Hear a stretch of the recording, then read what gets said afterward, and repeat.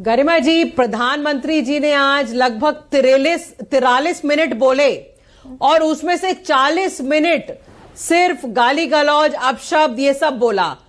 कुछ भी उन्होंने ये नहीं बताया कि पिछले 10 साल में केंद्र सरकार ने दिल्ली के लोगों के लिए क्या काम किए। ये मेरे हाथ में 2020 का भारतीय जनता पार्टी का संकल्प पत्र है। जैसा कि आप जानती हैं, दिल्ली लगभग आधा राज्य है। दिल्ली में लॉ एंड ऑर्डर और जमीन का जो मुद्दा होता है वो केंद्र सरकार के अधीन आता है। तो पहले हम जमीन की बात करते हैं।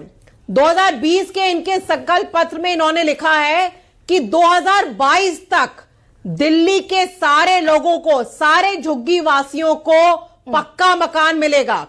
हम 2025 में आ गए, आज तक इन्होंने सिर्फ 4700 5,000 से कम मकान दिए दिल्ली में लोगों को।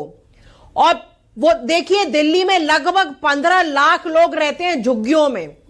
तो उसको देख के लग रहा है कि इनका ये आज का भी जो संकल्प पत्र है, जो ये लाएंगे इस बार भी, ये कुछ 200 साल की बात कर रहे हैं। क्योंकि जिस गति से, जिस कछुआ गति से ये काम कर रहे हैं, 200 साल तक वादे पूरे नहीं हो पाएंगे। ठीक, अब रीना आज एक उन्होंने सेकंड, अब 3 मोदी जो कॉलेजों कह के उद्घाटन गए, करे। मोदी जो कह गए, मैंने जो सवाल पूछा गरिमा जी देखिए, ओपन कह लीजिए ओपनिंग स्टेटमेंट तो बोलने दीजिए गरिमा जी। आज सारा डिस्कशन आम आदमी पार्टी के ऊपर है। बहुत सारे सवाल है, कहिए, पूरा कर लीजिए रीना। देखिए, दूसरा जिम्मा जो होता है केंद्र सरकार का, दिल्ली में लॉ एंड ऑर्डर का होता है। दिल्ली को रेप कैपिटल इन्होंने ऑफ द वर्ल्ड इन्होंने बनाया हुआ है। रोज 3 महिलाओं के ऊपर रेप होता है। फिरौती की घटनाएं ऐसे हो रही हैं जैसे दिल्ली ना हो, कोई बीहड़ का इलाका हो। खुलेआम फायरिंग, चेन स्नैचिंग, मर्डर, सब कुछ ऐसे हो रहा है। उसके बारे में इन्होंने कोई जवाब नहीं दिया, सिर्फ गाली गलौज करी।